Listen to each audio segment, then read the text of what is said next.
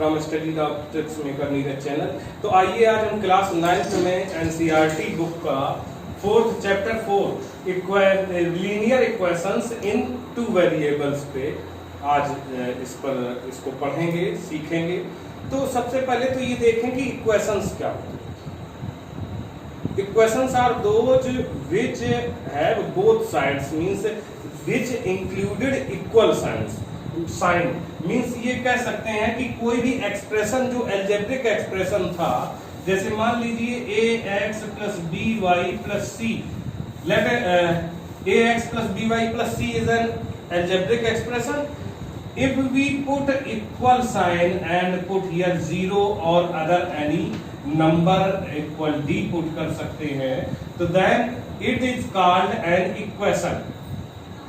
It is called an equation. ये equation हो जाती, कोई भी एक्सप्रेशन है, अलजेब्रिक एक्सप्रेशन है, मान लीजिए ax square plus b equal bx equal c कर लें, तो भी ये क्या होगा, इट इज एन इक्वेशन। ये इक्वेशन होगी। But What is the linear equation? Linear equation, यहाँ इक्वेशन में जैसे देखें तो एक्सप्रेशन को देखते हैं। अगर एक्सप्रेशन यहाँ देखते हैं तो एक्सप्रेशन क्या होता है, यहाँ पर पॉलिनोमियल हम लोग पढ़ें तो पॉलिनोमियल्स जो होते हैं वो पॉलिनोमियल टाइप होते हैं linear polynomial, quadratic polynomial, cubic polynomial. वो पॉलिनोमियल्स या एक्सप्रेशंस जो होते थे उनके लिए आप लोग डिग्री पढ़े होंगे। लोअर क्लासेस में आपने उसकी डिग्री जानी होगी कि what is the degree of the algebraic expression. ax cube minus 4x plus 7, it is an expression. Can you tell me the degree of this expression? What is the degree? Degree is 3. Maximum power on the variables present in the expression, that is called degree of the expression. मतलब कोई भी expression है उसकी जो maximum power होगी वो उसकी degree कहलाएगी। तो ये क्या हो गया, इस पर वेरिएबल पे जो एक्सप्रेशन में कोई भी वेरिएबल यूज हुए हैं उनकी मैक्सिमम पावर तो ये होगी डिग्री 3 हो गई। But if we write it x square y plus 7x y plus y, this is also an algebraic expression. What is the degree of this expression? तो maximum power on the variables present in the expression, that is called degree. But maximum power जो check की जाती है वो terms के according होती है। इस टर्म में 2 वेरिएबल्स हैं, एक्स स्क्वायर पावर 2 है, इस पे 1 है, तो टोटल जो पावर हुई वो भी यहाँ पर क्या हो गई, 3 हो गई। तो इसकी भी डिग्री कितनी हो गई, 3। इट मींस इसकी डिग्री कितनी हो गई, 3 हो गई। इधर देखें तो यहाँ 1 1 2, यहाँ 2 ही हो रही है, तो मैक्सिमम पावर तो हमारी 3 आ रही है। मैक्सिमम जो एक्सपोनेंट होगा वही कहलाएगा उसकी डिग्री, उस वेरिएबल की जो भी आपका एक्सप्रेशन है अलजेब्रिक एक्सप्रेशन, उसकी डिग्री कहलाएगा। अब डिग्री जब हमें मालूम हो गई तो डिग्री के अकॉर्डिंग ही क्लासिफिकेशन होता है किसी भी पॉलिनोमियल का। Polynomial is written always in the terms of one variable. वहां से डिग्री जो होगी जाकर तो कहेंगे लीनियर पॉलिनोमियल। लीनियर पॉलिनोमियल या linear expressions are those which have only 1 degree. जो 1 डिग्री के होते हैं वो लीनियर एक्सप्रेशंस होते हैं। जिनमें 2 डिग्री होती है वो होते हैं क्वाड्रेटिक, और जिनमें 3 डिग्री होती है वो क्यूबिक होते हैं। तो जब हम इक्वेशन की बात करेंगे तो लीनियर इक्वेशन कौन से होंगे, जिनकी डिग्री 1 होगी। और याद रखना है कि जब हम यहाँ पर इक्वेशंस में आते हैं तो always we can take x, y, u, ये कह सकते हैं y, s, t, u, v, w। these are always used as variable. These are always used as variables. And A, B, C, P, Q, R, M, L, N, these are commonly used as constants. These are commonly used as constants. ये हमेशा constants के form में use किए जाते हैं, वैसे variable तो होने चाहिए, इनकी वैल्यू तो चेंज होती रहती है। लेकिन हम यहाँ पर जब देखेंगे इस चैप्टर्स में तो इनमें क्या आएगा, ज्यादातर इन चैप्टर्स में क्या कहीं भी जब यूज करेंगे तो ये x, y, s, t, u, v, w, these are always used as variable and these are used always as a constant. तो अब यहाँ पर वेरिएबल जब कभी देखेंगे तो लीनियर इक्वेशन जो होगा तो क्या होगा, जाकर के लीनियर इक्वेशन के लिए हमने क्या कहा था, डिग्री देखना है। डिग्री देखने के लिए क्या लिख सकते हैं, a x plus b y plus c equal 0, और लिख सकते हैं a t comma b u comma b plus c equal 0, और लिख सकते हैं a x plus b equal 0, b y plus d equal 0, minus d equal 0 means कुछ भी कर सकते हैं, तो इस फॉर्म में है। तो इनमें देखें जो वेरिएबल ये टर्म 1 हुआ, इसमें कितनी 1 डिग्री है, इसमें भी 1, मतलब 1 पावर में ही सारा है, तो इसकी डिग्री सबकी, इनमें सब में सबकी डिग्री 1 है। It means these all are the linear equations. ये सारी क्या है, लीनियर इक्वेशंस। समझ रहे हैं आप लोग कि linear equations are those which have only 1 degree, जिनमें क्या होता है 1 डिग्री होती है, वो लीनियर इक्वेशंस होते हैं। अब बात करते हैं कि वेरिएबल की, इसमें कितने वेरिएबल यूज हुए हैं, 1 and 2। तो हम इसको क्या कहेंगे, लीनियर इक्वेशन इन 2 वेरिएबल। ये कह सकते हैं linear equation in 2 variable, 2 variables में। और इसको देखें तो इसमें देख रहे हैं वेरिएबल 1, 2 and 3 वेरिएबल्स हैं। Then it can be written as linear equation in 3 variables. इसमें वेरिएबल कितने हैं, how many variables, only 1 variable, 1। तो ये क्या कहेंगे, लीनियर इक्वेशन इन 1 वेरिएबल। इसमें भी ओनली 1 वेरिएबल है, तो कहेंगे लीनियर इक्वेशन इन 1 वेरिएबल। तो ये लीनियर इक्वेशंस होते हैं। अब इसके लिए बात जब हमने यहाँ एक्सरसाइज में आते हैं तो यहाँ जो हमें बात करनी है वो बात करनी है लीनियर इक्वेशंस इन 2 वेरिएबल्स।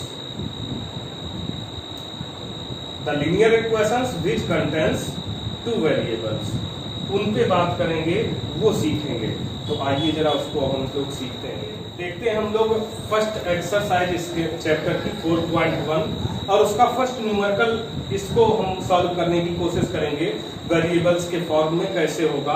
तो देखिए, the cost of a notebook is twice the cost of a pen. ये क्या है, कंडीशन गिवन है कि the cost of a notebook is twice the cost of a pen. Write a linear equation in 2 variables to represent this statement. इस statement को represent करने के लिए 2 वेरिएबल्स में एक लीनियर इक्वेशन फॉर्म करनी है। तो वैसे तो हम लोग बड़ा इजी वे में एक काम कर सकते थे कि 1 वेरिएबल के थ्रू भी हो सकता था, इसको रिप्रेजेंट कर सकते थे linear equation in 1 variable, but we are set to use 2 variables. तो 2 वेरिएबल्स क्या हो जाएंगे, यहाँ पर कॉस्ट जो दी गई, कॉस्ट ऑफ अ नोटबुक है and cost of a pen. It means हमें बोथ जो ये कॉस्ट्स हैं इनको लेट करना पड़ेगा। सो करेंगे क्या, let the cost of a notebook be rupees X and that of a pen B rupees Y।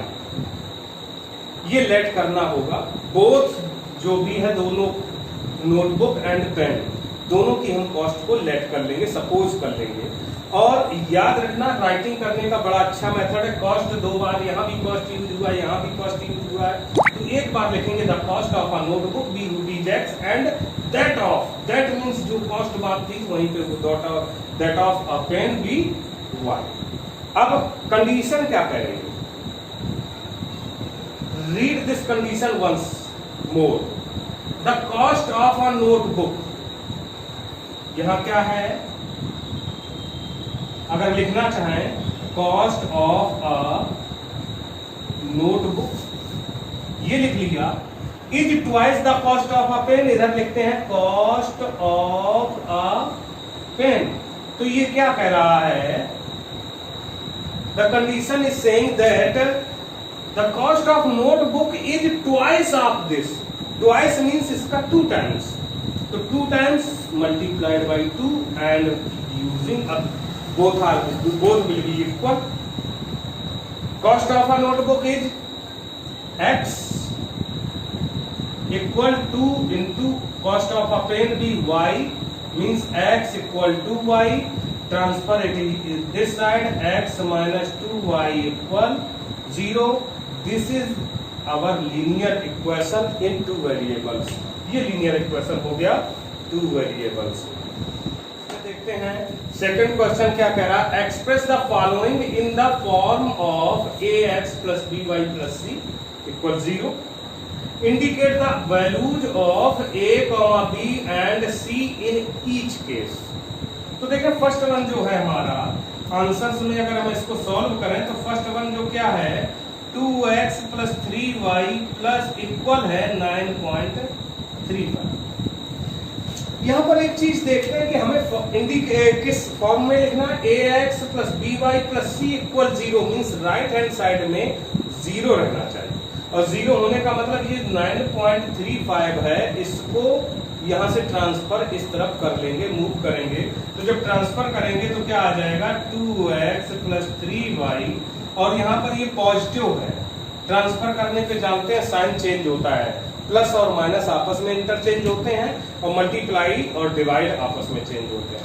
तो यहाँ प्लस फॉर्म में है, प्लस में है तो यहाँ आएगा तो क्या आ जाएगा minus 9.35 equal 0।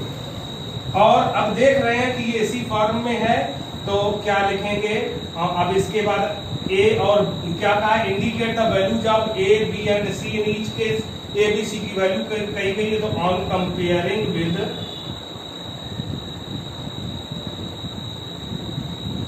ax plus by plus c equal 0। तो x का कोफिशिएंट यहाँ a है और यहाँ x का कोफिशिएंट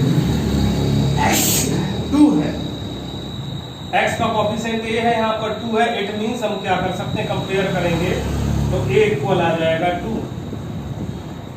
y का कोफिशिएंट b है और यहाँ 3 है, तो b की वैल्यू 3 हो जाएगी, b इक्वल हो जाएगा 3।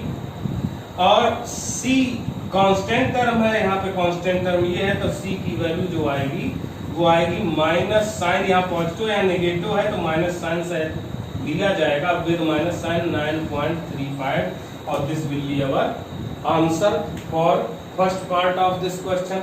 अब इसके बाद अनदर अगर करना है, सेकंड को देखते हैं, तो second one x minus Y by 5 minus 10 equal 0।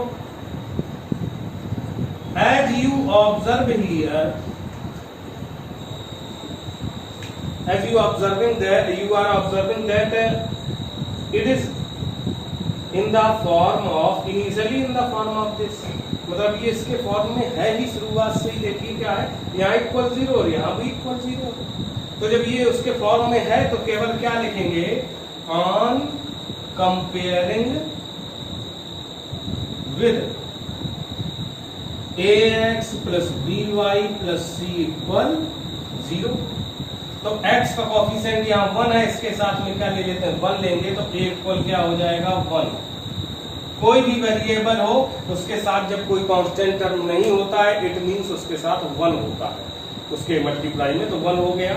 और b इक्वल लेना चाहें, b इक्वल तो यहाँ क्या माइनस है, ये प्लस है और ये माइनस है तो माइनस साइन आ जाएगा, और यहाँ ऊपर कोई कांस्टेंट टर्म नहीं है तो 1 हो जाएगा अपॉन 5, -1 अपॉन 5 हो गया। एंड c के प्लेस पे ये प्लस है और ये माइनस, तो माइनस का 10 ये आ जाएगा, और इस तरीके से ये आंसर्स हो जाएंगे।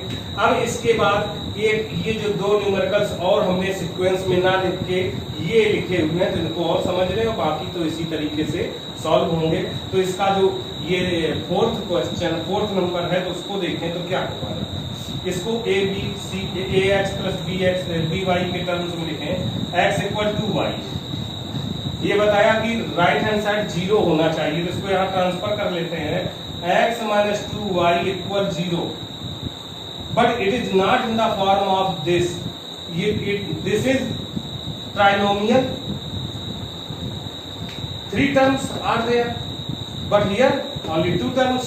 Third term is not present, then third term we can write it 1 into x minus 2y plus c place पे 0, c के प्लेस पे क्या है 0 है, 0 पुट कर लिया इक्वल 0। अब यहाँ भी वही लिखेंगे क्या, on comparing with ax plus by plus c equal 0। जब हम इसको कंपेयर करेंगे तो देखें क्या होगा, x का कोफिशिएंट a है, यहाँ x का कोफिशिएंट 1 है, मींस a इक्वल 1 हो गया। y का कोफिशिएंट b है, यहाँ y का कोफिशिएंट -2 है, इट मींस b इक्वल -2 हो गया। यहाँ कांस्टेंट टर्म c है, यहाँ कांस्टेंट टर्म 0 है, इट मींस c इक्वल 0, ये हो जाएगा। और इसका जो एक और इसमें जो पार्ट है उसको भी समझ लेते हैं, 6th पार्ट ये समझ लें, और इसके बाद इसी के बेस पे अन्य न्यूमेरिकल्स आप जो है वो अदर न्यूमेरिकल्स को सॉल्व करेंगे। अब देखें, इसको देखें, क्या ये ax plus by plus c के टर्म्स में है, ax plus by plus c के टर्म्स में है, तो यहाँ 2 टर्म्स हैं और यहाँ पर 3 टर्म्स, मींस इसमें कुछ कम है क्या, y का टर्म नहीं है, तो y का टर्म नहीं है तो कैसे लिख सकते हैं, 3x प्लस y का टर्म नहीं तो उसको 0 into y plus 2 equal 0, we can write it as, और it is in the form of ax plus by plus c। अब यहाँ से फिर से once again we will write on comparing with ax plus by plus c। x का term है 3, x का coefficient है 3 और वहाँ x का कोफिशिएंट a था, इसमें देखें x का कोफिशिएंट a है और यहाँ 3 है, तो a इक्वल 3 हो गया। y का कोफिशिएंट b है, यहाँ y का कोफिशिएंट 0 है, means b equal 0। Constant term c है, यहाँ कांस्टेंट टर्म 2 है, means c equal 2। And like this we can solve other all parts of this question, मतलब इस क्वेश्चन के अन्य जो भी पार्ट है इसी तरीके से सॉल्व कर सकते हैं हम लोग। तो आप लोग इनको करेंगे सॉल्व। अगर कोई भी प्रॉब्लम हो तो हमें कमेंट बॉक्स में लिखें, और अगर ये वीडियो अच्छा लगता है तो आप मेरे चैनल को लाइक और शेयर करना ना भूलें, साथ में सब्सक्राइब कर लें और थंब जो बेल आइकन है उसको भी प्रेस कर दें ताकि नए लेटेस्ट वीडियोज आपको मिलते रहे। थैंक यू, फिर से मिलेंगे।